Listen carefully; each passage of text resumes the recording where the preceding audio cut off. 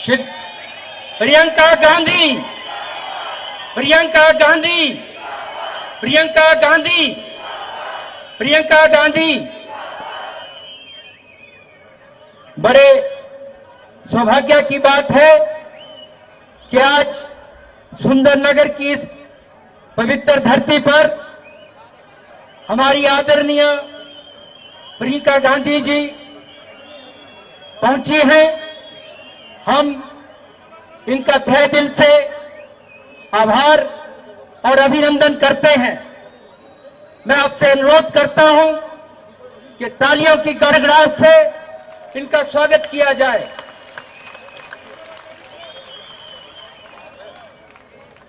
हमारे बीच आज ऐसी शख्सियत है जिस शख्सियत के परिवार ने इस देश को आजादी से लेकर और आज की इस बुलंदी तक पहुंचाया है। इनमें वो छवि दिखती है जो बलिदान की मूर्ति इस देश के लिए रही है। आदरणीय स्वर्गीय श्रीमती इंदिरा गांधी जी, हूबहू उनका प्रतिबिंब, उनकी छवि श्रीमती प्रियंका गांधी में देखने को मिलती है। मैं सुंदरनगर की जनता का आभार व्यक्त करना चाहता हूं आदरणीय प्रियंका जी की तरफ से कि आपने हमें पूरे 5 साल बाद ये मौका दिया है। एक बार आपका यहां कार्यक्रम था सुंदरनगर आने का, लेकिन उस वक्त नहीं आ पाई थी मौसम की खराबी की वजह से। इनका हेलीकॉप्टर यहां लैंड नहीं कर पाया, जिसकी वजह से हमें एक लंबा 5 साल का इंतजार करना पड़ा। आज हम धन्यवादी हैं कि आज हमारे बीच पहुंची हैं और मैं इस बात का भी धन्यवाद और श्रेय इनको देना चाहता हूं कि जो आज हिमाचल प्रदेश में सुख की सरकार बनी है, ये सरकार हमारी आदरणीय प्रियंका गांधी जी के सख्त प्रयासों से बनी है। पूरे हिमाचल प्रदेश का उस वक्त इन्होंने दौरा किया और हिमाचल प्रदेश में ये सत्ता भाजपा से छीनी और हिमाचल प्रदेश की जनता को दिलाई। मैं धन्यवाद करना चाहता हूं कि आपने वो सरकार बनाई है जो आज हिमाचल प्रदेश के लोगों का, हिमाचल प्रदेश के हितों के लिए काम कर रही है। आदरणीय ठाकुर सुखविंदर सिंह की सरकार, आपने जो गारंटी के माध्यम से हिमाचल प्रदेश की जनता को 5 गारंटीज दी थी, मुझे आपसे कहना है कि हिमाचल की वर्तमान सरकार ने वो 5 गारंटीज पूरी कर दी हैं। आप उस वक्त भी हिमाचल की प्रदेश की जनता के साथ खड़ी रही जब हिमाचल में सबसे बड़ी त्रासदी आई, और उस आपदा की घड़ी में आप जगह जगह हिमाचल प्रदेश के लोगों के हितों की रक्षा करने के लिए, उनको राहत देने के लिए, उनकी हालचाल पूछने के लिए आप उनके बीच आई। हम आपका आभार जताते हैं कि आपने ये काम हमारे लिए यहाँ किया और आप पहुंची। लेकिन वो नहीं पहुंचे जो इलेक्शन के वक्त आते हैं, हिमाचल प्रदेश में मंडी में आकर सेपो बड़ी की बात करते हैं, बदाने की बात करते हैं, लेकिन उन्होंने कुछ भी पैसा हिमाचल प्रदेश के लिए नहीं दिया। लेकिन इन्होंने, इनकी सरकार ने 4500 करोड़ रुपया आप लोगों को, आपके घर जो ढह गए थे उसके लिए दिया है। ये बधाई के पात्र हैं आप उस चीज के लिए। और मैं ये भी कहना चाहता हूं कि आपके द्वारा जो सरकार हिमाचल प्रदेश में बनी है, उस सरकार का आपके रहते हुए कोई बाल बांका नहीं कर सकता। हिमाचल प्रदेश की विपक्ष की सरकार ने ऑपरेशन लोटस चलाया, लेकिन वो फेल हो गया। और अभी जो उनके और मंसूबे हैं, वो आपके आशीर्वाद से हिमाचल प्रदेश में एक स्थिर सरकार है और उसका कुछ नहीं ये बिगाड़ सकते। मैं आपके समक्ष ज्यादा ना बोलता हुआ एक बार फिर से आपका सुंदरनगर की इस धरती पे आने का बहुत बहुत धन्यवाद करता हूं। और अब मैं बड़े अदब से हमारी जो हिमाचल प्रदेश की अध्यक्षा हैं, जिन्होंने जिनके इस उपचुनाव में, इसी संसदीय क्षेत्र के उपचुनाव के इलेक्शन लड़ने के उन्होंने शुरुआत की और यहाँ इलेक्शन जीता, वो इनका सम्मान करें।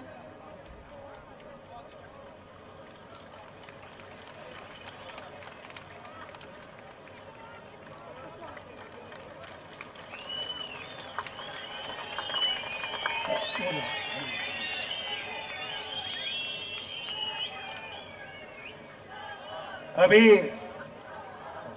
हमारी हिमाचल प्रदेश कांग्रेस की माननीय अध्यक्षा जी ने एक सम्मान स्वरूप अब हमारे सोहनलाल ठाकुर जी एक प्रतीक चिन्ह श्रीमती प्रियंका गांधी जी को अपनी तरफ से दे रहे हैं, क्योंकि आज का कार्यक्रम उनके ही विधानसभा क्षेत्र में हो रहा है। ठाकुर सोहनलाल जी,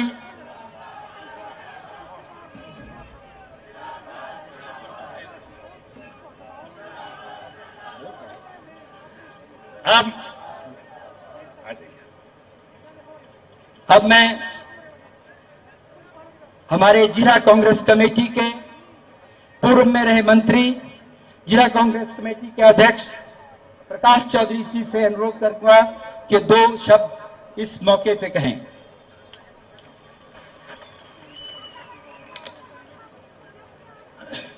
मंच पर विराजमान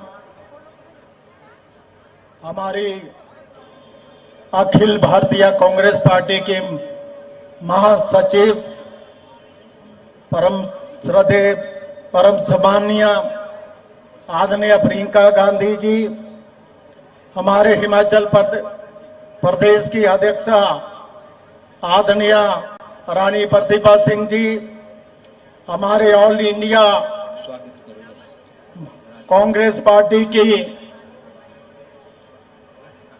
सम्मानित मंच, मैं आदरणीय प्रियंका गांधी जी का यह सुंदरनगर में पहुंचने पर हार्दिक स्वागत करता हूं, धन्यवाद करता हूं।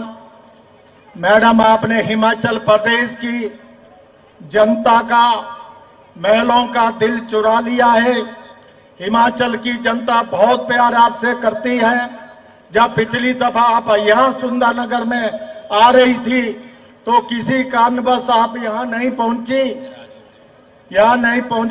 तो लोग बहुत हुए। मैं ज्यादा ना बोलता हुआ आपका बहुत बहुत धन्यवाद। जय हिंद, जय मित्र। अब मैं अनुरोध करता हूं हमारे प्रदेश कांग्रेस कमेटी के अध्यक्षा, पूर्व में रही हमारी सांसद श्रीमती प्रतिभा सिंह जी से आए और अब अपना वक्तव्य दें।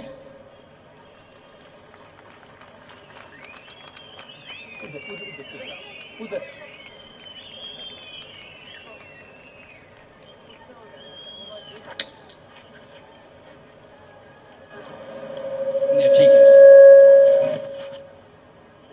आदर के योग्य श्रीमती प्रियंका गांधी जी, जिनका हम हिमाचल पहुंचने पर बहुत बहुत आभार व्यक्त करते हैं। अभी ये कुल्लू में भी इसी तरह की एक जनसभा को संबोधित करके आ रही है।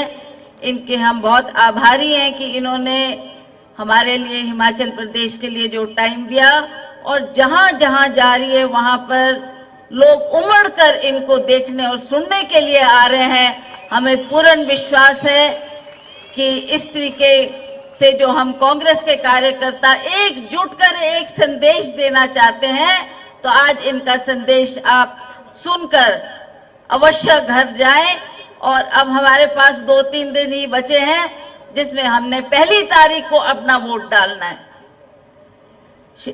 आदरणीय ठाकुर कौल सिंह जी, श्रीमती अलका लामा जी, श्री प्रकाश चौधरी जी, श्री सोहनलाल ठाकुर जी, रंगीला राम राव जी और सभी हमारे समस्त कांग्रेस पार्टी के वरिष्ठ नेतागण, सभी कार्यकर्ता, सेवा दल, एनएसयूआई, यूथ कांग्रेस, महिला कांग्रेस के सभी पदाधिकारी तथा सदस्यगण, इस सभा में भाग लेने के लिए आए सभी आदर के योग्य बुजुर्गों, माताओं और बहनों, नौजवान साथी और सभी प्यारे बच्चों, आज मुझे बहुत खुशी है कि हम लोगों ने आज सुंदर नगर में आकर यहाँ पर जो जनसभा हमारी पार्टी ने रखी है, आप हमारी आदरणीय प्रियंका जी के विचार सुनने के लिए आए हैं।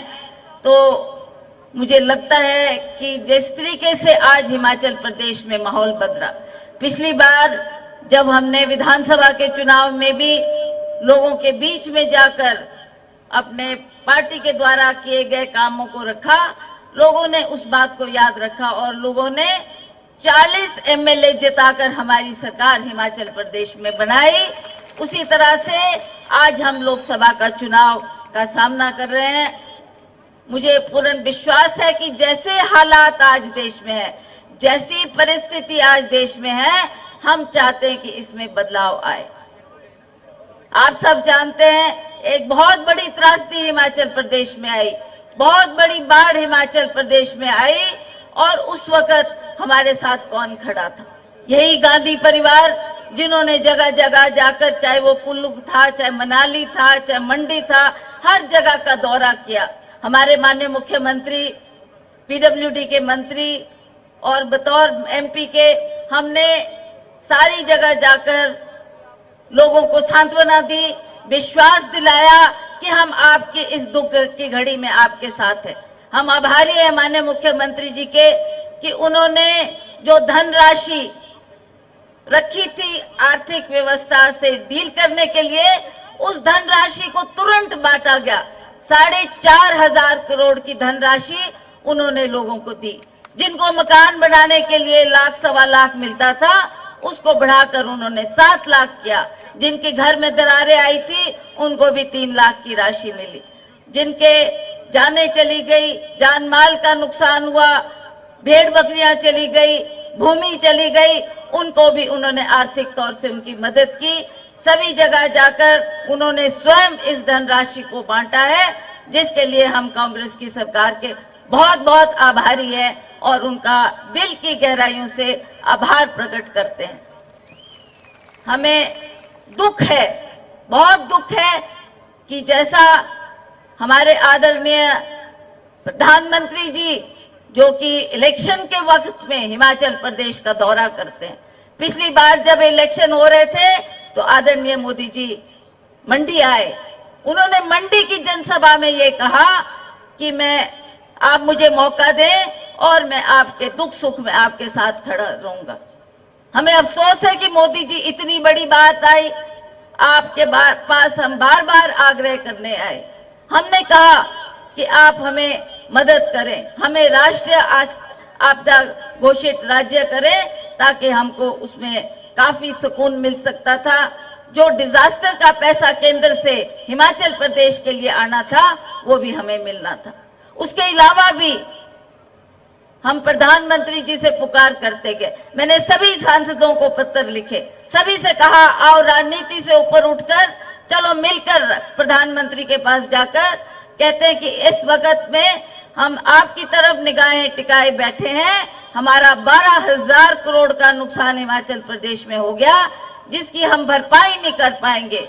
अभी कम से कम 70-80 हजार करोड़ का कर्जा हमारी सरकार को पिछली सरकार छोड़ के गई है। हम एक बहुत बड़ी आपदा से जूझ रहे हैं। तो हमने उस वक्त प्रधानमंत्री जी से ये कहना था कि जिस हिमाचल प्रदेश को आप अपना दूसरा घर बोलते हैं, उसकी आप मदद करने क्यों नहीं आगे आ रहे। हमने उनसे पुकार लगानी थी। पर मैं बड़े अफसोस के साथ ये कहना चाहती हूँ कि एक भी सांसद ना उन्होंने मेरे पत्र का जवाब दिया, ना उन्होंने मेरे साथ जाकर प्रधानमंत्री जी से ये बात करने में उचित समझा। और मैं अकेली ही प्रधानमंत्री के पास गई। उन दिनों पार्लियामेंट चल रही थी। मैंने पता किया कि प्रधानमंत्री जी दफ्तर बैठे हैं।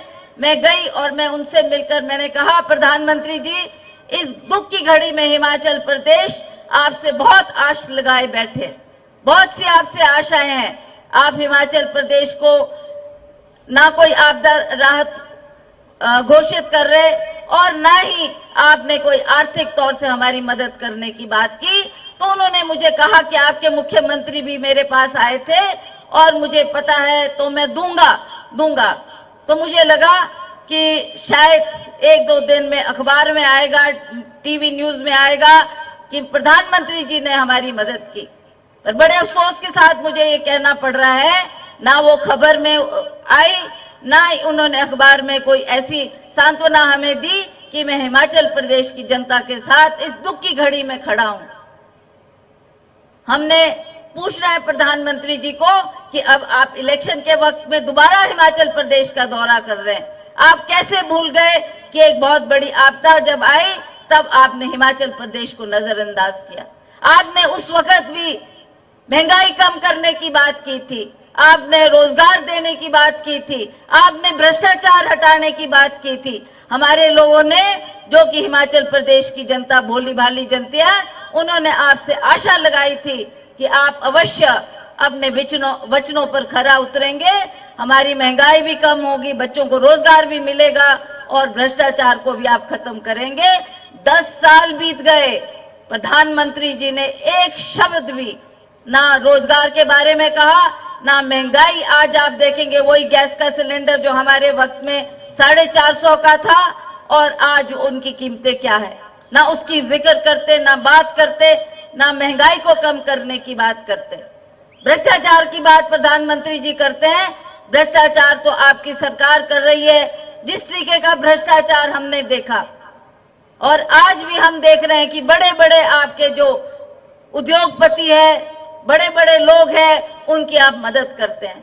हमारी देश की संपत्ति आपने उनके नाम कर दी। हम बड़ा गर्व करते थे जब हम रेलवे लाइन में ट्रैवल करते थे, उसमें लिखा होता था भारतीय रेल सेवा। आज उसमें क्या लिखा है? अदानी रेल सेवा। इस तरीके से चाहे हमारे एयरपोर्ट्स है, चाहे बड़ी बड़ी संपत्तियां जो भारतवर्ष की कांग्रेस के सरकार में बनाई गई थी, उनको आपने इनके हाथों में थमा दिया है। उसका भी हमें बहुत दुख है और आप बार बार बोलने पर भी हमारी आवाज को नजरअंदाज कर रहे हैं। मुझे याद है पिछला पार्लियामेंट सेशन, राहुल गांधी जी ने कितनी बार पार्लियामेंट में जाकर ये पुकार की। उन्होंने कहा प्रधानमंत्री आए और मेरी इन बातों का जवाब दे। ना प्रधानमंत्री जी आए और ना ही उन्होंने जो उनकी बातें थी उसके बारे में कुछ दो शब्द भी नहीं कहे। मणिपुर में उस वक्त आग लगी थी, हमने कहा यह भी एक बर्निंग इश्यू है, प्रधानमंत्री जी आप आओ सदन में और इसका जवाब दो। ना उन्होंने मणिपुर का जिक्र किया, जहां वहां पर कितना अत्याचार महिलाओं के प्रति हो रहा था। तो आप देखते हैं महिलाएं भी इनके सरकार में सुरक्षित नहीं है। मैं अब अपनी बात को कम करते हुए अब यह बात आपसे कहना चाहती हूं कि अब वोट का टाइम आया है। हमने यहाँ पर हिमाचल प्रदेश में जो विकास कांग्रेस की सरकारों ने किया, माननीय वीरभद्र सिंह जी जब मुख्यमंत्री थे, आपको सबसे पहला इंजीनियरिंग कॉलेज यहाँ पर सुंदरनगर में दिया गया। मदर एंड चाइल्ड हॉस्पिटल आपको दिया गया जो 12.5 करोड़ की लागत से बना। मिनी सेक्रेटेरिएट आपको मिला, पुलिस स्टेशन आपको मिला, बस डिपो आपके लिए दिया गया, 2 डिग्री कॉलेज आपको सुंदरनगर के लिए दिए गए, 2 तहसीलें आपको सुंदरनगर में दी गई, पीएचसी और सीएचसी अन्य गांव के क्षेत्रों में जो हमारी सरकार ने दी है। मुझे पूर्ण विश्वास है कि आप इन कामों को याद करेंगे कि जब जब भी कांग्रेस की सरकार आई हमने आपके काम किए और दिल जान से किए हैं। आज आप ये संस्थाएं देख रहे हैं, ये आपके बच्चों के लिए है कि वो अच्छी शिक्षा हासिल करे। नेर चौक में इतना बड़ा मेडिकल कॉलेज दिया, आईआईटी बना के दिया, आपको दी कमांड में ठाकुर कौल सिंह जी के क्षेत्र में। तो इतनी व्यवस्था जो हुई है, ये पिछली जो यूपीए की सरकार रही उस वक्त ये काम केंद्र सरकार से हमने करवाए। हमें बड़ा गर्व है, चाहे वो रोहतांग टनल की बात आप ले, रोहतांग की सुरंग बनाने के लिए भी हमारे प्रधानमंत्री डॉक्टर मनमोहन सिंह जी ने हमारे को उसके लिए पैसा भी दिया और उस टनल को भी बना के दिया। ये दुर्भाग्य की बात है कि जब वो बन के तैयार हुई तो इनकी सरकार बन चुकी थी और मोदी जी ने उसका आकर विधिवत रूप से उद्घाटन किया, पर जनता जानती है कि किसकी देन है। तो आज मैं ये विकास की बातें इसलिए कर रही हूँ कि आपने याद रखना कि कांग्रेस की सरकारों ने सदा विकास किया है और आइंदा भी हमारा संकल्प है, आइंदा भी हमारा आपसे वायदा है कि हम काम करेंगे। हमें अब ये जो 1 तारीख को आपने अपना वोट डालने जाना है, उसमें भी आपने बहुत सोच समझ के अपना वोट का इस्तेमाल करना है। आप जानते हैं कि कांग्रेस की जब सरकारें रही तो क्या क्या काम हुए, और अब जो ये आप वोट डालेंगे वो भी आप, मुझे पूर्ण विश्वास है कि इन कामों को देखते हुए, चाहे वो हमारी यूपीए सरकार ने किए, चाहे हमारी स्टेट की कांग्रेस की सरकारों ने किए, वो भी आपके सामने है। तो आपने ये निर्णय करना है, बहुत अहम वक्त आपके सामने आया है। आपका जो ये वोट है ये निर्णय करेगा, ये फैसला करेगा कि आपको कैसी सरकार केंद्र में चाहिए। पिछले साल 10 साल से आप मोदी जी की सरकार देख रहे हैं। अब हम चाहते हैं कि 26 पार्टियों का एक गठबंधन बना है, और हमें पूर्ण विश्वास है जिस तरीके से पूरे देश से अब आंकड़े सामने नजर आ रहे हैं, हमें लगता है कि शीघ्र इसमें भी परिवर्तन होगा। हमारी जो ये गठबंधन की सरकार बनने जा रही है और परिवर्तन आएगा, और कांग्रेस को आप यहां से जताकर भेजेंगे, ऐसी मैं आपसे अपील करती हूं। इन्हीं शब्दों के साथ आप सबका बहुत बहुत धन्यवाद। जय हिंद, जय हिमाचल।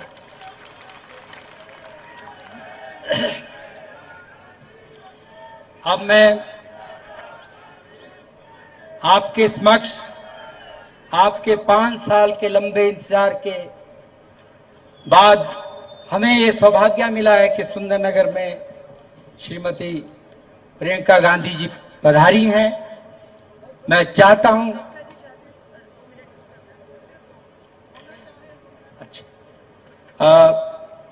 हमें आदेश हुआ है कि हमारे जो प्रदेश के वरिष्ठ मंत्री रहे हैं ठाकुर कौल सिंह जी, वो भी आपका संबोधन करें। आदरणीय श्रीमती हमारी राष्ट्रीय अध्यक्ष, राष्ट्रीय महामंत्री श्रीमती प्रियंका जी, हमारे कांग्रेस पार्टी की अध्यक्षा श्रीमती प्रतिभा जी, मंच पर बैठे हुए सभी पार्टी के नेतागण और सामने बैठी हुई देवभूमि के भाइयों बहनों और नौजवान दोस्तों, मैं हिमाचल प्रदेश की जनता की तरफ से, मंडी की जनता की तरफ से, आप लोगों की तरफ से आज के मुख्य अतिथि श्रीमती प्रियंका जी का तहे दिल से आभार व्यक्त करता हूं, इनका स्वागत करता हूं, इनका अभिनंदन करता हूं। आप जानते हैं, अगर हिमाचल प्रदेश का अस्तित्व रहा है, श्री जवाहरलाल नेहरू प्रधानमंत्री ना होते तो हिमाचल को पंजाब में मिला दिया जाता, श्रीमती इंदिरा गांधी ना होती तो हिमाचल को पूरे राज्य का दर्जा ना मिलता और 18वां राज्य देश के नक्शे पर आया। और आज हमारे श्रीमती प्रियंका जी हमारे जो नुकसान हुआ बाढ़ में, एक एक जगह पर व्यक्तिगत तौर पे गए और मेरे चुनाव क्षेत्र में, पिछड़े हुए क्षेत्र में गए। मैं उसके लिए भी इनका आभार व्यक्त करना चाहता हूं। एक बार फिर मैडम आपका आभार करना चाहता हूं। अगर हमारी सरकार हिमाचल में बनी है, वो आपके प्रयत्नों से और भूपेश बघेल जी के प्रयत्नों से आपका बड़ा सहयोग रहा है। उसके लिए भी हम आपका बहुत बहुत आभार व्यक्त करते हैं, आपका धन्यवाद करते हूं। धन्यवाद। जय हिंद, जय हिमाचल। अब मैं बड़े ही अदब से आदरणीय श्रीमती प्रियंका गांधी जी को आमंत्रित करता हूं कि आपके समक्ष आए। श्रीमती प्रियंका गांधी, श्रीमती प्रियंका गांधी। सबसे पहले तो मैं आप सबको बहुत बहुत धन्यवाद देना चाहती हूँ कि इतनी गर्मी में आप इतने अनुशासन से इंतजार कर रहे हैं और इतनी ध्यान से सबकी बातें सुन रहे हैं। इसके लिए हम सब आपके बहुत बहुत आभारी हैं। इस सभा में आप सबका बहुत बहुत स्वागत। श्रीमती प्रतिभा सिंह जी, ठाकुर कौल सिंह जी, श्री रंगीला राम राव जी, श्री सोहनलाल ठाकुर जी, श्री प्रकाश चौधरी जी, श्री चंडेल जी, अलका लांबा जी, सबका इस सभा में बहुत बहुत स्वागत। और जितने भी नेता मंच पर विराजमान हैं उनका भी स्वागत। देखिए, बहुत समय से बैठे हुए हैं, ज्यादा कष्ट नहीं देना चाहती। मैं कुछ बड़ी बड़ी बातें करना चाहती हूं देश की राजनीति के बारे में, प्रदेश की राजनीति के बारे में और आपके भविष्य के बारे में। देखिए, पिछली बार मुझे यहां आना था, शायद विधानसभा का चुनाव था, पार्लियामेंट का था, पार्लियामेंट लोकसभा का था। मौसम खराब हो गया, मैं आ नहीं पाई और इसके लिए क्षमा चाहती हूं कि आपने शायद उस समय भी इंतजार किया होगा, लेकिन मैं आ नहीं पाई और शायद हेलीकॉप्टर टेक ऑफ नहीं कर पाया उस समय। लेकिन तब से आज तक काफी चीजें आपने देखी हैं अपने प्रदेश में, खास तौर से, जिससे बहुत स्पष्ट होता है कि देश में दो अलग तरह की राजनीति है और दो अलग तरह की विचारधाराएं हैं और उन दोनों में से आज आपको चुनना है। मैं जब विधानसभा के दौरे कर रही थी यहाँ पे, तो हम आपके प्रदेश के लिए सरकार चुनने की बात कर रहे थे। उस समय हम आपसे कह रहे थे कि प्रदेश में एक सभ्य सरकार, एक सच्ची सरकार होनी चाहिए जो दिन रात आपके लिए काम करे। आपने हमारी सरकार चुनी, हिमाचल में कांग्रेस की सरकार बनी और पिछले 2 सालों में 2 ऐसी बड़ी घटनाएं हुई जिन्होंने आपके सामने जो 2 सबसे बड़े राजनीतिक दल हैं इस देश के, भाजपा और कांग्रेस, उनकी सच्चाई पेश कर ली। क्या थी ये बड़ी घटनाएं? सबसे पहली चीज तो ये थी कि हमारी सरकार के बनने के कुछ ही महीनों बाद एक भयानक आपदा आई हिमाचल में। 1 दिन के लिए नहीं, 2 दिन के लिए नहीं, हफ्तों के लिए चली।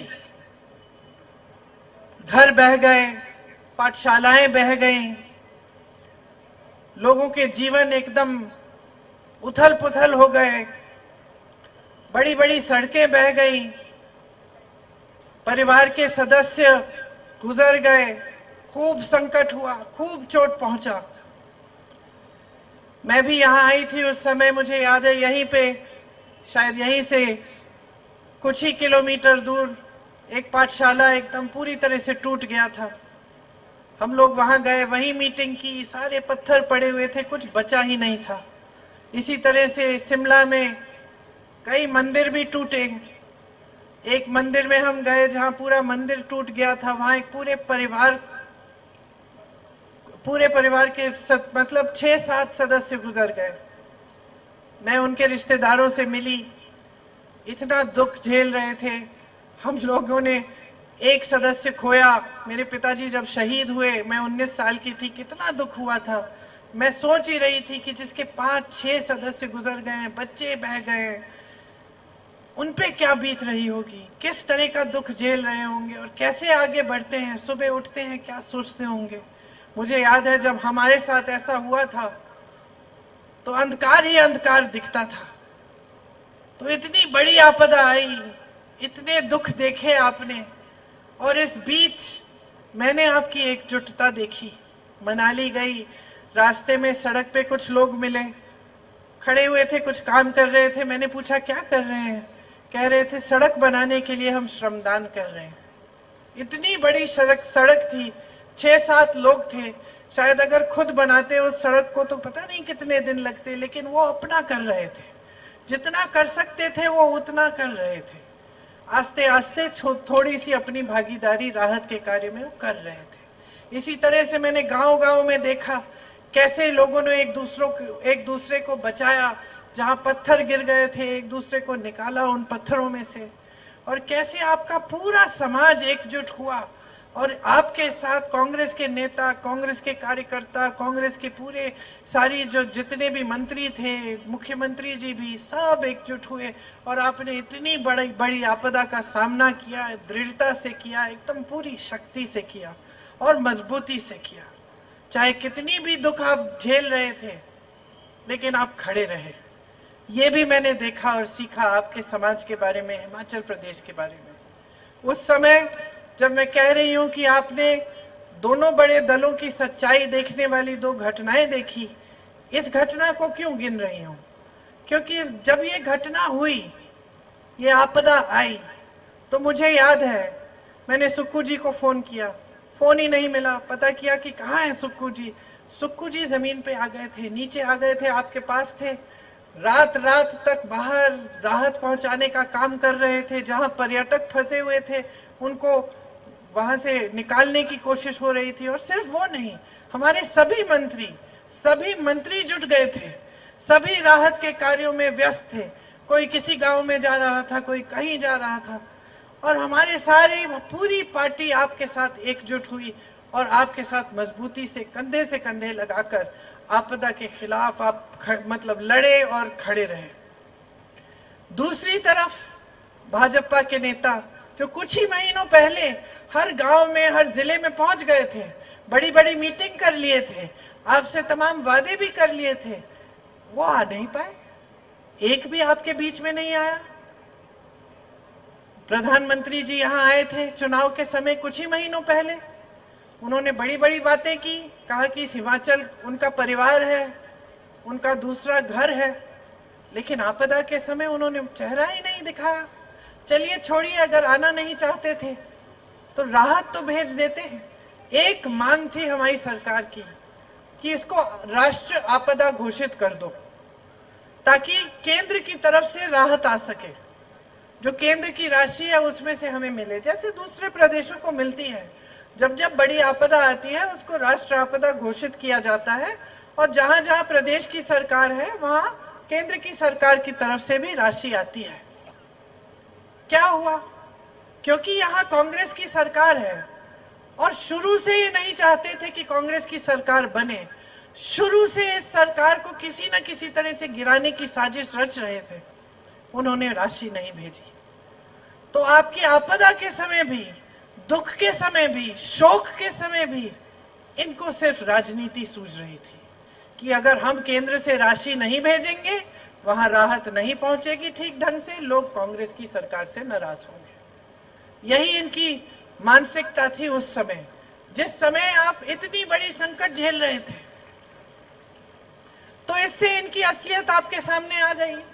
इसका मतलब है कि जितनी भी बातें हो रही थी मंच पे कि परिवार के सदस्य जैसे हैं, कि प्रदेश दूसरा घर है, सब खोखली बातें थी, सब हल्की बातें थी, इनमें वजन ही नहीं था।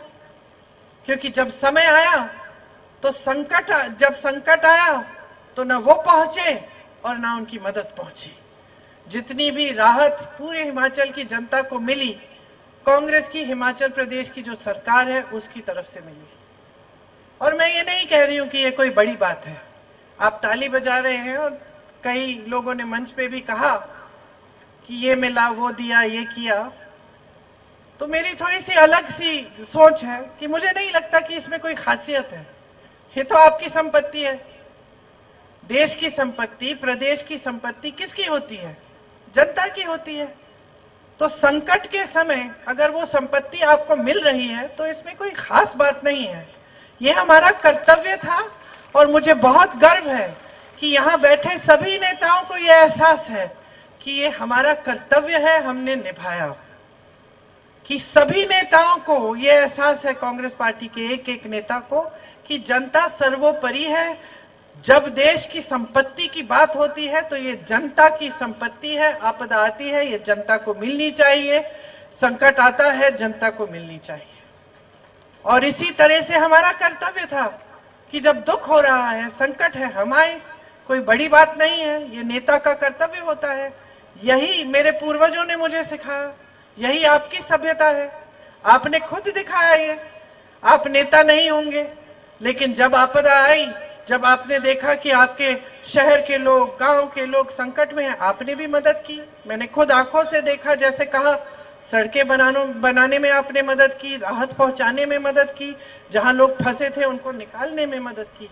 यही मानवता होती है, यही इंसानियत होती है, और इसी के आधार पर हमारी राजनीति होती है।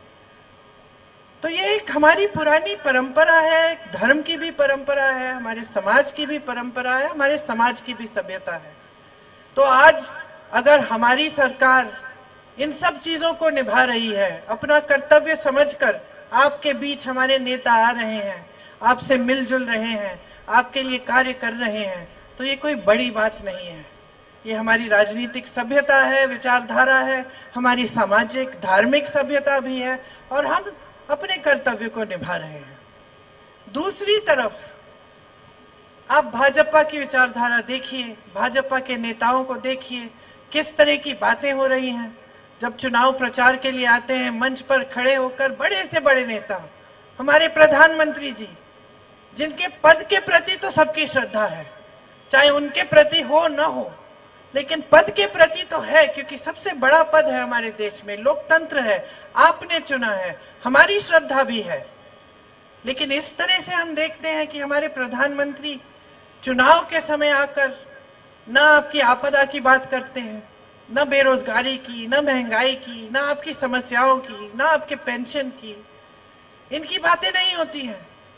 सिर्फ धर्म के आधार पर आपसे वोट मांगा जाता है, और जो बातें होती हैं वो पूरी तरह से फिजूल की बातें। कभी कहेंगे कि आपकी अगर 2 भैंसें हैं तो कांग्रेस पार्टी 1 भैंस चुरा लेगी, कभी कहेंगे कि आपके मंगलसूत्र को घरों से निकालने के लिए एक एक्सरे मशीन लाई है कांग्रेस पार्टी। कैसी बातें हैं ये, और कैसी राजनीति है कि जब जनता संकट में है तब आप आते नहीं हैं, जब चुनाव का समय होता है तो आप धर्म की बात करके वोट लेने का प्रयास करते हैं, और पूरे समय आपका सिर्फ एक ही प्रयास रहता है कि किसी न किसी तरह से हमें सत्ता में रहना है। सरकार चुनी गई, यहां आपने चुनी, किसी ने थोपी नहीं आप पे। एक चुनाव था, चुनाव में आपने निर्णय लिया कि हम कांग्रेस की सरकार चाहते हैं, आपने सरकार चुनी। क्या होता है, जैसे ही आपदा खत्म होती है, ये दूसरी घटना है जिसके बारे में मैं बात कर रही हूं। एक और घटना घटती है, आपदा के कुछ ही महीनों बाद भाजपा का पूरा प्रयास, प्रधानमंत्री जी, अमित शाह जी, सबका प्रयास हो जाता है कि हम इस सरकार को गिराएंगे। कैसे गिराएंगे? क्या एक चुनाव करके गिरा रहे हैं, लोकतंत्र के तहत गिरा रहे हैं? नहीं, धन बल पे गिराएंगे। हम विधायकों को पैसा दे देकर, उन पर दबाव डाल डालकर उनको अलग कर देंगे इस पार्टी से, और हम इस सरकार को गिराएंगे। किसी को 50 करोड़ दे रहे हैं, किसी को 100 करोड़ दे रहे हैं, चोरों की तरह विधायकों को छुपाकर बीच रात में कहीं ले जा रहे हैं चंडीगढ़, हेलीकॉप्टर जा रहे हैं, पूरी फोर्स निकल आ रही है, केंद्रीय फोर्सेस आ रही हैं। किस चीज के लिए? विधायकों को छुपाकर कहीं ले जाने के लिए, और वो भी वो विधायक जिनको आपने पैसे खिलाए हैं। ये लोकतंत्र का मजाक है, लोकतंत्र के खिलाफ अपराध है, और प्रधानमंत्री जी, गृह मंत्री जी खुलेआम कर रहे हैं। मीडिया जो आज पूरी तरह से खरबपतियों ने खरीद रखी है, ये मीडिया वाले कह रहे हैं कि वाह वाह वाह वाह, कोई सवाल ही नहीं उठा रहा है। बहनों और भाइयों, कोई सवाल ही नहीं उठा रहा है, कोई कह नहीं रहा है कि ये गलत हो रहा है। हमारी सरकार होती थी तो छोटी सी चीज हो जाती थी, पूरी मीडिया भड़क जाती थी, और अच्छा है, अच्छा है, जागरूक मीडिया, जागरूक जनता लोकतंत्र के लिए अच्छा होता है। नेताओं को भी पटरी पे रखते हैं, नेताओं की भी फिर आदत खराब नहीं होती। नेता भी जानता है कि मैं जवाबदेह हूं, कुछ गड़बड़ करूंगा तो जनता पूछेगी, मीडिया पूछेगी। लेकिन आज ये परिस्थिति कि आप सरकार चुरा रहे हैं, आप घूस दे रहे हैं खुलेआम, आप लोकतंत्र का एकदम पूरी तरह से सफाया कर रहे हैं, और मीडिया आपकी वाहवाही कर रही है, कोई सवाल नहीं उठा रहा है, और हम सब चुपचाप देखें। तो फिर आपने चुनाव क्यों कराया? फिर बार बार हम चुनाव क्यों करते हैं? अब आप सोचिए, 6 जगह उपचुनाव हो रहा है, क्या इसमें पैसा नहीं खर्च रहे हैं? कहां से आ रहा है ये पैसा? ये देश की संपत्ति है, आपकी संपत्ति है। वही संपत्ति जिसको ओपीएस में जाना चाहिए, वही संपत्ति जो 1500 रुपए हम हर महीने जो बहनों के खातों में डालने की बात करते हैं, वही संपत्ति है। वही संपत्ति जिससे सरकारी कारखाने मजबूत होने चाहिए। जब जब ये बातें होती हैं, आप पीछे हट जाते हैं, कहते हैं ओपीएस के लिए पैसे नहीं है, कहते हैं कि ये कांग्रेस पार्टी कैसे कैसे ऐलान कर रही है कि क्या क्या करेगी, कि जैसे ये महिलाओं के खाते में पैसे डालेंगे अर्थव्यवस्था ठप हो जाएगी। लेकिन जब आपको उपचुनाव कराने हैं अपनी मनमानी के लिए, तब पैसे हैं आपके पास। जब आपको बड़े बड़े खरबपतियों को मजबूत करना है तो 16 लाख करोड़ आप अपने खाते में से निकाल के, देश के खाते में से निकाल के उनको दे रहे हैं, कर्ज माफ कर रहे हैं। जब किसान की कर्ज की बात होती है तो आप कहते हैं कि अर्थव्यवस्था ठप हो जाएगी, पैसे ही नहीं है। किसान कर्ज क्यों लेता है? किसान कर्ज क्यों लेता है? किसान तब कर्ज लेता है जब बेटी की शादी होती है, जब बच्चे को शिक्षित करने के लिए किसी बड़ी ट्यूशन की फीस देनी पड़ती है, या जब खेतों का नुकसान हो जाता है, भुगतान नहीं मिल रहा है, जब पेट भरना पड़ता है, जब बच्चे सो रहे हैं बगैर खाए पिए, तब लेता है कर्ज किसान। और ये लोग क्या कहते हैं? किसान के कर्ज माफ करने के लिए 1 रुपया नहीं है, नहीं हो सकता। 16 लाख करोड़ रुपए आपको अडानी जी, अंबानी जी के लिए माफ करने के लिए है, किसान के लिए नहीं है। आज सेब के किसान की स्थिति देखिए, पूरे हिमाचल में क्या स्थिति बना रखी है। सारे कोल्ड स्टोरेज बड़े बड़े खरबपतियों के हैं। आज अडानी जी तय कर रहे हैं कि आपका सेब कितने में खरीदेंगे, कितने में बेचेंगे। ABC सेब बना दिए हैं, और कभी A को B में डाल देते हैं, कभी B को C में डाल देते हैं, ताकि आपको कम पैसे मिले। जब जी चाहे तब बिकेंगे। अमेरिका से सेब आ रहा है, मोदी जी की सरकार ने टैक्स कम कर दिया है अमेरिकन लोगों को और ट्रंप जी को खुश करने के लिए। और यहाँ का किसान पिस रहा है, मर रहा है। आपने हर चीज पे GST लगा रखी है, कर्ज चुका नहीं पा रहा है, उसके सेब बिक नहीं रहे हैं। कोई ग्राहक दुकान में जाता है, उसको अमेरिकन सेब कम का मिलता है, कौन सा खरीदेगा? अमेरिकन वाला खरीदेगा। तो आपने हर तरफ से वार कर रखा है जनता पे। गरीबों पर वार है, किसानों पर वार है, महिलाओं पर अत्याचार होता है, आप खड़े नहीं होते। बड़े बड़े मंचों पर कह देते हैं हम महिलाओं के लिए आरक्षण ला रहे हैं, बाद में पता चलता है 10 सालों के लिए आरक्षण ही नहीं आएगा। जब जब अत्याचार हुआ है महिलाओं पे इस देश में, कभी महिलाओं के साथ नहीं खड़े हुए। हाथरस में हुआ, जिन्होंने अत्याचार किया उनके साथ खड़े हो गए। उन्नाव में हुआ, मैं गई थी उस परिवार से मिलने के लिए, हाथरस भी गई, मैं हर जगह गई। मैंने पूछा, वहां उस लड़की की माता ने मुझे बोला कि उसका मुंह नहीं देख पाई चिता जलने से पहले, इन्होंने चिता जला दी बगैर माता पिता के। दूसरी जगह उन्नाव गई, लड़की के पिता ने मुझे कहा कि उस लड़की में इतना साहस था, रोज सुबह उठ के अलग डिस्ट्रिक्ट में जाती थी, क्योंकि उनके डिस्ट्रिक्ट में उनका FIR भी दर्ज नहीं हुआ। वहां एक दिन चली गई कचहरी में, वापस आते हुए उन्होंने जला दिया। किलोमीटर चली, जलते जलते कोई नहीं आया उनकी मदद करने के लिए। जब मैं वहां गई, पूरे प्रशासन, पूरी सरकार अत्याचारी के साथ खड़ी थी, उसके परिवार के पास कोई नहीं आया मदद करने के लिए। यही मणिपुर में हुआ। कर्नाटका में तो हद हो गई। जिस नेता ने 100-200 महिलाओं के साथ अत्याचार किया, उसके साथ मोदी जी मंच पे खड़े होके वोट मांग रहे, कह रहे हैं इनको वोट देंगे तो मेरे लिए वोट है। और वो भाग जाते हैं देश से, वो देश से भाग जाते हैं। और मोदी जी और गृह मंत्री जी ऐसे कि उनको पता ही नहीं। तो ये सब देश में हो रहा है। किसी की चाहे मिडिल क्लास हो, आज मिडिल क्लास की क्या हालत है? क्या महंगाई से आपकी मार नहीं है? ये ऐसी बात नहीं है। मिडिल क्लास भी आज बहुत ही दुखद स्थिति में है। बच्चे को पढ़ाने के लिए, हर चीज को करने के लिए इतनी मेहनत करनी पड़ती है, फिर भी कमाई पूरी नहीं होती। गैस का सिलेंडर 1200 रुपए का कौन खरीदेगा? जब 400 रुपए का था तो ये लोग नाटक करते थे। आज इन्हीं के राज में 1200 हो गया है, बोलती बंद हो गई है इनकी। तो ये परिस्थितियां बना दी हैं पूरे देश में। आपने 2 घटनाएं देखी जिनसे इनकी पूरी सच्चाई आपके सामने आ गई। एक आपदा, एक दूसरी जो सरकार गिराने वाली घटना थी। ये तो हमारी कांग्रेस पार्टी के जो नेता है वो दृढ़ रहे, सरकार बचा ली, नहीं तो इनकी चलती तो आपकी चुनी गई सरकार है वो गिर जाती। तो आपने सच्चाई देख ली है, मोदी जी की सच्चाई देख ली है, तमाम आपके बड़े बड़े जो नेता हैं हिमाचल के भाजपा के, उनकी सच्चाई देख ली। कहां थे वो? कहां थे आपदा के समय? आए आपके पास? तो सारी सच्चाई आपके सामने है। जब जब हम आपकी बात करते हैं, ये लोग फिजूल की बातें उठा देते हैं।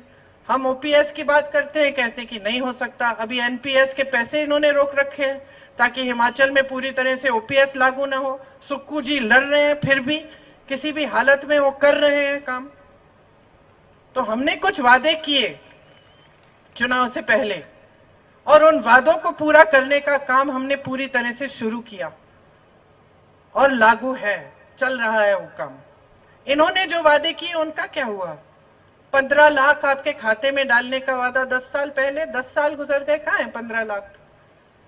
पूरी दुनिया के जो काला धन है उसको वापस लाने का वादा क्या हुआ? किसने देखा काला धन? भाजपा पार्टी इस दुनिया की सबसे अमीर पार्टी जरूर बन गई 5 सालों में, और ये मैं नहीं कह रही हूं, रिपोर्ट है इसकी कि दुनिया की सबसे अमीर पार्टी भाजपा तो बन गई, लेकिन किसी और ने कोई काला धन नहीं देखा इस देश में जो ये वापस ला रहे थे दुनिया से। इन्होंने कहा किसान की आय दुगनी होगी, क्या हुआ? किसान पिस रहा है, हर चीज पे आपने जीएसटी डाल दी, टैक्स आप हमारे किसानों पे डाल रहे हो और अमेरिकन किसानों के सामान पे उतार रहे हो। तो इनके वादों का क्या हुआ?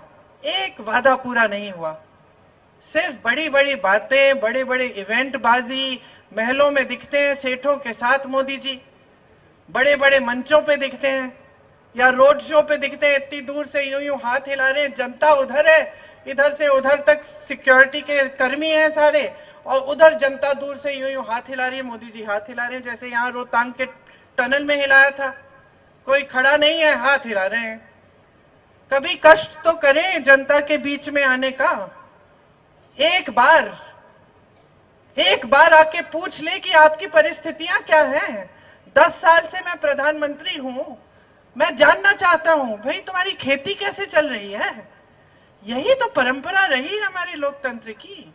इंदिरा जी पैदल आती थी अपने संसदीय क्षेत्र में, रायबरेली में पूछिएगा, गांव में जाती थी, पैदल जाती थी। मैं किसी दूर दराज इलाके में सोनभद्र में गई एक बार, उत्तर प्रदेश में, कुछ वहां पे नरसंहार हो गया था, मैं वहां गई, छोटे से गांव में गई, और मुझे एक महिला ने बिठाया कोने में, खीर लाई घर में से, कहती है कि ये खीर ना बुढ़िया सी थी, कहती है मैंने ऐसी खीर तुम्हारी दादी को खिलाई। और मैं चौंक गई, मैं खुद सोच रही थी कि दादी जी उस समय जहां यहाँ सड़क भी नहीं होगी, क्योंकि इतना दूर दराज इलाका था कि मुझे इतना कष्ट करना पड़ा वहां पहुंचने के लिए, कि वो कैसे पहुंची उस जमाने में, लेकिन पहुंची।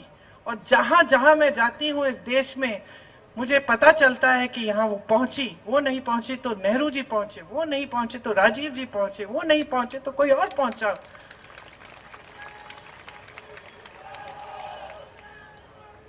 लेकिन आज जो परिस्थिति बन गई है उसमें हमारे प्रधानमंत्री जी ये सोचते हैं कि उनको अपनी गाड़ी से उतरकर आपसे मिलने की जरूरत ही नहीं है। वो सोचते हैं कि उनको अपने कार्य की गिनती भी नहीं सुनानी है आपको।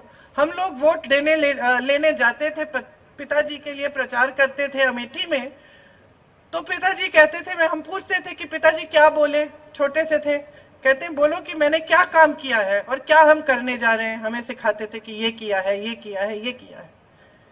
हम बच्चे थे। ये हमारी राजनीतिक परंपरा है कांग्रेस की। और आज प्रधानमंत्री जी को लगता है कि 10 साल से हम सत्ता में हैं, भाई जनता को कुछ बताने की जरूरत नहीं है।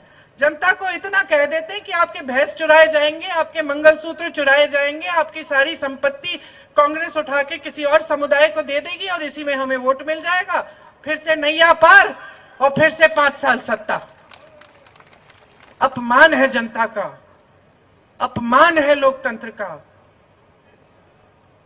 नकार रहे हैं आपको, आपकी इतनी बड़ी समस्याएं हैं, कोई पूछने वाला नहीं है। किसान आंदोलन करता है, महीनों के लिए दिल्ली के बाहर बैठता है, रो रहा है। आप क्या करते हैं? बिजली बंद कर देते हैं, पानी बंद कर देते हैं और उसको देशद्रोही कहते हैं, आतंकवादी कहते हैं, खालिस्तानी कहते हैं। उसकी सुनवाई नहीं करते। लाखों किसान बैठे हुए हैं। आप सब ने देखा, हम सब ने देखा ये होते हुए। मैंने तो यूपी में देखा है कि सरकारी कर्मचारी, मेरी बहनें आंदोलन कर रही थी, चुपचाप पार्क में बैठी आंदोलन कर रही थी कि हमारा मानदेय बढ़ा दीजिए। अध्यापिका थी सारी। पुलिस ने उनको पीटा, घसीट के ले गए, जेल में डाल दिया और उन पे रासुका कानून डाल दिया, देशद्रोही का दर्जा दे दिया। ये हो रहा है आज अपने देश में। नौजवान तमाम बेरोजगार हैं। 70 करोड़ नौजवान बेरोजगार हैं हमारे देश में आज। 45 सालों में इतनी बेरोजगारी इस देश ने नहीं देखी जितनी आज देख रहे हैं। और मोदी जी का क्या जवाब है? अग्निवीर। मोदी जी अग्निवीर जैसी स्कीम लाते हैं कि सेना में भी जो भर्ती होने जा रहा है, जो देश के लिए शहीद होने जा रहा है, वो भी 4 साल के लिए जाए और वापस आएगा तो बेरोजगार होगा। और भगवान ना करे शहीद हो जाए देश के लिए तो उसको शहादत का पेंशन नहीं मिलेगा, उसके माता पिता को पेंशन नहीं मिलेगा। हमने 1 रैंक 1 पेंशन की बात की, मोदी जी ने क्या कहा, 1 रैंक अलग अलग पेंशन। आज सेना में किसी का हाथ कट जाए, किसी का पांव कट जाए किसी वजह से, जंग में घर आएगा उसको पेंशन नहीं मिलेगा डिसेबिलिटी का, वो भी काट दिया है। तो किसके लिए काम कर रहे हैं? सिर्फ अडानी जी अंबानी जी के लिए? सिर्फ बड़े बड़े खरबपतियों के लिए सारी नीतियां बन रही हैं? देश की सारी संपत्ति सिर्फ उनके लिए? देश के हवाई अड्डे, बंदरगाह, कोयले के खदान, सब कुछ उनको दे दिए और बदले में क्या मिला? उन्होंने मीडिया खरीदी आपके लिए, तो मीडिया चुप रहती है, आप कुछ भी करते हैं। उन्होंने संपत्ति दी आपकी पार्टी को, आपकी पार्टी दुनिया की सबसे अमीर पार्टी बन गई है, और देश का क्या होगा इस तरह?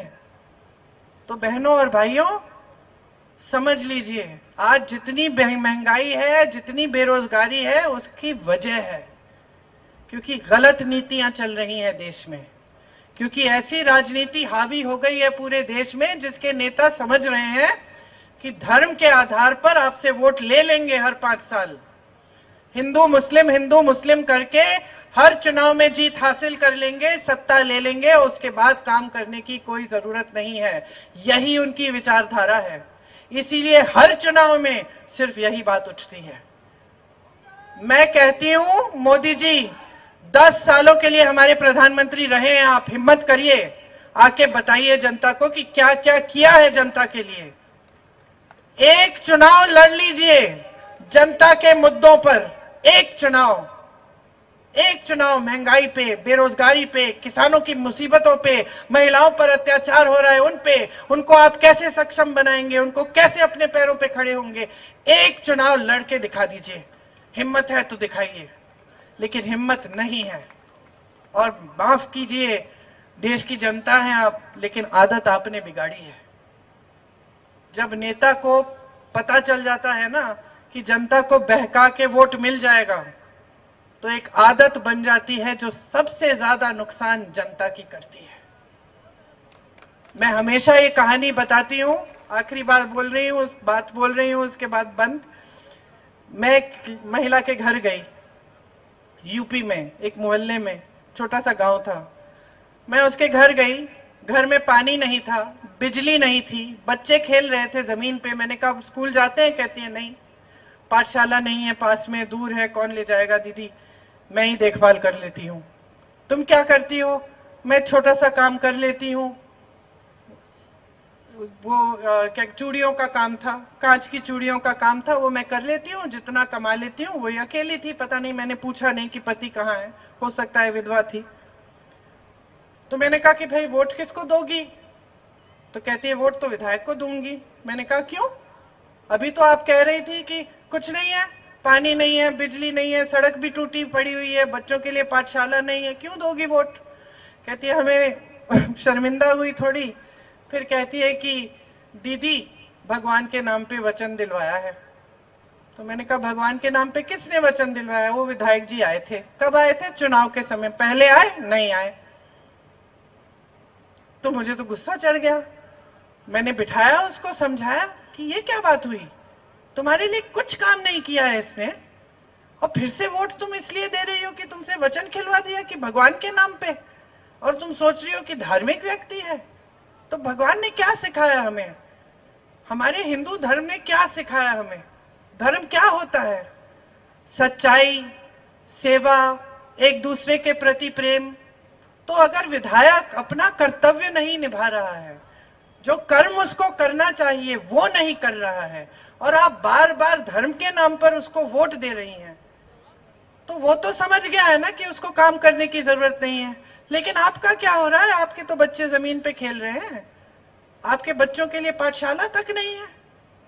तो समझिए मेरी बात, और मैं यही बात आप सबको कहूंगी कि आप समझदार हो, आप में विवेक है, देश की जनता हो, देश को बनाया है आपने, देश के किसान हो जिन्होंने इस देश की धरती को सींचा है अपने पसीने से, कर्मचारी हो, दिन रात काम किया है, सेवा की है, अपना कारोबार है। तो नेहरू जी तो कहते थे कि जिसका अपना भी बिजनेस है, जो भी काम कर रहा है अगर दिल से कर रहा है तो वो देश का निर्माण कर रहा है। हर स्तर पर आप देश का निर्माण कर रहे हो, ईमानदारी से अपना जीवन जीने की कोशिश करते हो, सबकी मदद करने की कोशिश करते हो। तो क्या इतनी भी उम्मीद नहीं होनी चाहिए नेताओं से? क्या आपको ये उम्मीद नहीं रखनी चाहिए कि जिस नेता को आप चुन रहे हो, जिस राजनीतिक दल को आप अपना कीमती वोट दे रहे हो, उसकी भी यही सभ्यता हो, वो भी आपके सामने सच्चाई से पेश आए, गहराई से आपकी समस्याओं को समझे, उनको सुलझाने की कोशिश करे, और जब इस देश का काम को करे, इस देश के निर्माण के काम को, तो ईमानदारी से और सच्चे दिल से करे। ये उम्मीद तो रख सकते हैं ना आप? तो देख लीजिए आपके सामने क्या है। जैसे मैंने कहा, भाजपा की सच्चाई आपके सामने है, कांग्रेस की सच्चाई आपके सामने है। आज सुक्खू जी जैसे सीएम हैं जो आपके साथ मिलजुलते हैं, साधारण व्यक्ति की तरह अपना जीवन जीते हैं। जितने मंच पे नेता हैं, कोई अहंकारी नहीं है, कोई ये नहीं कहता कि बड़ा एहसान कर दिया आपके लिए, कि आपके लिए कुछ काम कर दिया है। यहाँ तमाम जो चीजें बनी है आपने गिनाई, आईआईटी, आईआईएम, बड़ी बड़ी जो चीजें मेरे पास है पूरी सूची, यहाँ आईआईटी मंडी, आईआईएम सिरमौर, यहाँ सुंदरनगर में medical college, engineering college, Kiratpur और मनाली का जो 4 लेन का प्रोजेक्ट की शुरुआत भी कांग्रेस ने की, ये रोहतांग पास जिसका शिलान्यास सोनिया जी ने किया, लेकिन मोदी जी ने उनकी नेम प्लेट निकाल दी। अगर मोदी जी को इन बातों से खुशी है तो अच्छा है, हमें कोई फर्क नहीं पड़ता। सोनिया जी को कोई फर्क नहीं पड़ा कि सोनिया जी का नाम नहीं है, उनको तो इसी बात से फर्क पड़ता है कि आपके लिए कोई सुविधा बन गई है, किसी का नाम हो उस पे।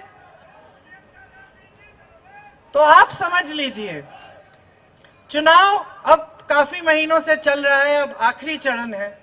2 दिनों में सारा प्रचार, कल सारा प्रचार बंद हो जाएगा। 1 तारीख को आप अपना वोट डालने जाएंगे, तो जरा गहराई से सोचिए। 2 मिनट के लिए मेरे आग्रह पर वोट डालने से पहले अपनी आंखें बंद करके गहराई से सोच लो, किसके लिए डाल रहे हो ये वोट? अपने लिए डाल रहे हो, अपने बच्चों के भविष्य के लिए डाल रहे हो, अपने गांव, अपने शहर, अपने प्रदेश, अपने देश के लिए डाल रहे हो। और देश आपकी भी जिम्मेदारी है। एक लोकतंत्र बना हमारे देश में, एक संविधान बना, वो आपको मजबूत करने के लिए बना, आपके अधिकारों को मजबूत करने के लिए बना। ये तो संविधान को बदलने की बात भी करते हैं कि कल क्या जाने क्या कर लेंगे, आरक्षण हटा देंगे, आपके वोट का अधिकार हटा देंगे, क्या जाने क्या कर लेंगे, क्योंकि इनकी तो जवाबदेही है ही नहीं। आज तो ये सोचते हैं कि कुछ भी कर सकते हैं, सरकार गिरा देंगे पैसे देके, कुछ भी कर लेंगे, और आप पूरी छूट दे रहे हो। तो 1 तारीख को सोच लो कि कैसी राजनीति चाहते हो अपने देश में, कैसी सरकार चाहते हो, कैसे प्रधानमंत्री चाहते हो आप। और सोच समझकर और पूरे विवेक से, जो अपने जीवन का अनुभव है उसी को देखते हुए आप अपना वोट डालो। मुझे पूरा यकीन है कि अगर आप अपने विवेक से वोट डालोगे तो कांग्रेस पार्टी को ही जाएगा आपका वोट, क्योंकि हम सच्चे दिल से आपकी भलाई चाहते हैं। आपने बहुत बहुत ध्यान से मेरी बातें सुनी, आपको बहुत बहुत धन्यवाद। खासतौर से मेरी बहनों को, बहुत समय से आप बैठी होंगी यहाँ, बहुत बहुत धन्यवाद। जय हिंद।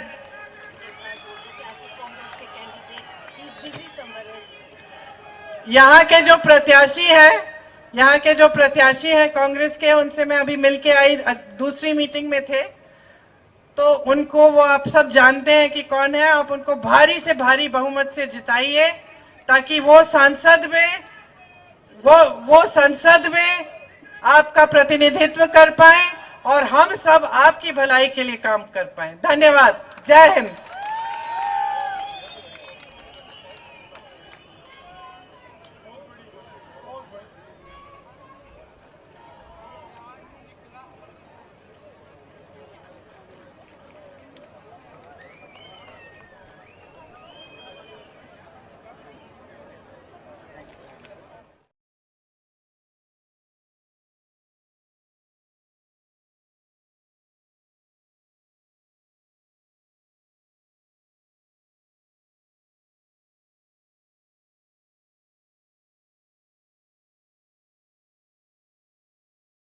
हैं।